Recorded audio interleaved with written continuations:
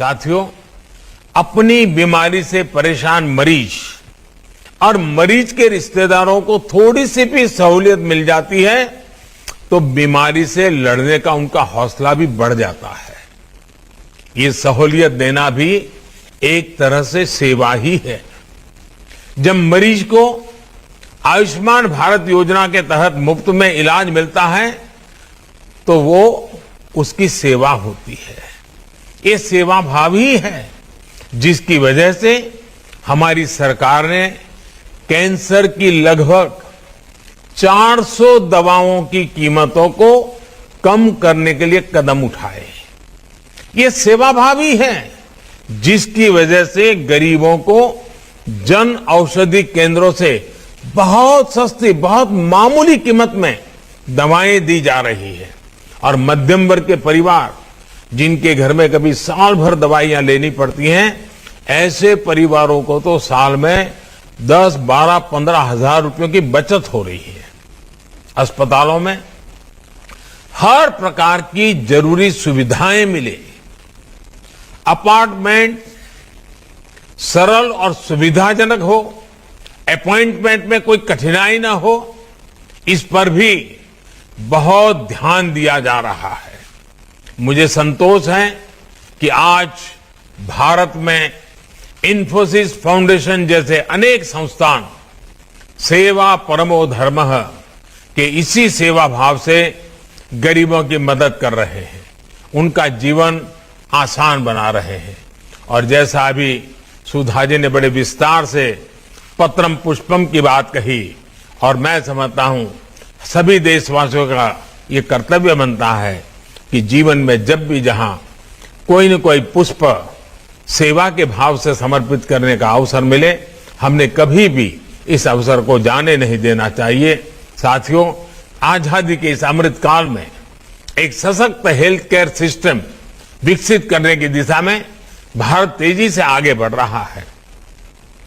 गांव गांव तक फैले हेल्थ एंड वेलनेस सेंटर, ई संजीवनी द्वारा टेलीमेडिसिन की सुविधा, हेल्थ सेक्टर में ह्यूमन रिसोर्स डेवलपमेंट, नए मेडिकल संस्थानों का निर्माण, देश के कोने कोने में इससे जुड़ा काम चल रहा है।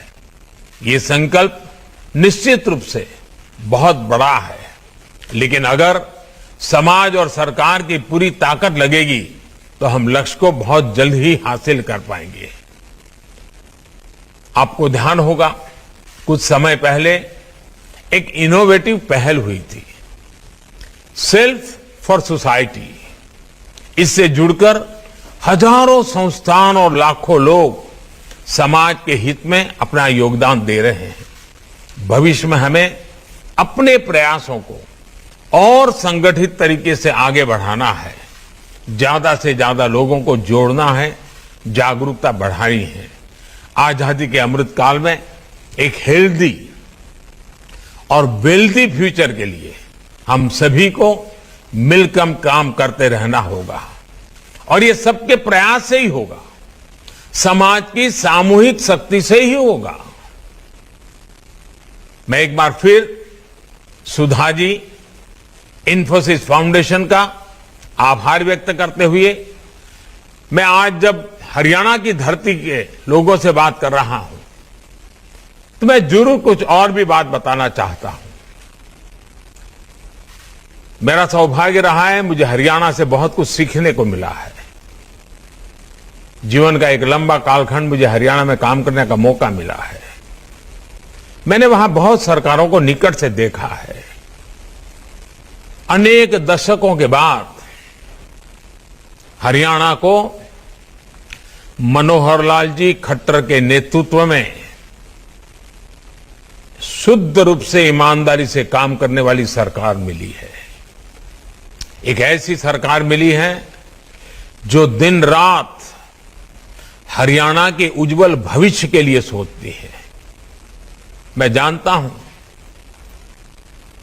अभी मीडिया का ध्यान ऐसी रचनात्मक और सकारात्मक बातों तरफ कम गया है, लेकिन कभी न कभी जब हरियाणा का मूल्यांकन होगा तो पिछले 5 दशक में सबसे उत्तम काम करने वाली, इनोवेटिव काम करने वाली, दूर की सोच के काम करने वाली ये हरियाणा सरकार है। और मनोहर लाल जी को मैं सालों से जानता हूं, लेकिन मैं देख रहा हूं कि मुख्यमंत्री के रूप में उनकी प्रतिभा जिस प्रकार से निखर करके आई है, अनेक विविध कार्यक्रमों को जिस प्रकार से मनोयोग से वो करते रहते हैं, जिस प्रकार से वो इनोवेटिव कार्यक्रम करते हैं, कभी कभी तो भारत सरकार को भी लगता है कि हरियाणा का ये प्रयोग पूरे देश में लागू करना चाहिए। और ऐसे कुछ प्रयोग हमने किए भी हैं। और इसलिए आज जब मैं हरियाणा की धरती के पास खड़ा हूं, उनसे मैं बात कर रहा हूं, तो मैं जरूर कहूंगा कि मनोहर लाल जी के नेतृत्व में भारतीय जनता पार्टी की इस टीम ने जिस प्रकार से हरियाणा की सेवा की है और जो लंबी सोच के साथ जो नींव डाली है, वो हरियाणा के उज्जवल भविष्य की बहुत बड़ी ताकत बनने वाली है। मैं आज फिर मनोहर लाल जी को सार्वजनिक रूप से बहुत बहुत बधाई देता हूं, उनकी पूरी टीम को बहुत बहुत बधाई देता हूं और आप सबका भी मैं हृदय से बहुत बहुत धन्यवाद करता हूं। इंडिया टीवी हर वक्त हर जगह डाउनलोड करने के लिए सर्च करें India TV news Google play store या ऐप स्टोर पर।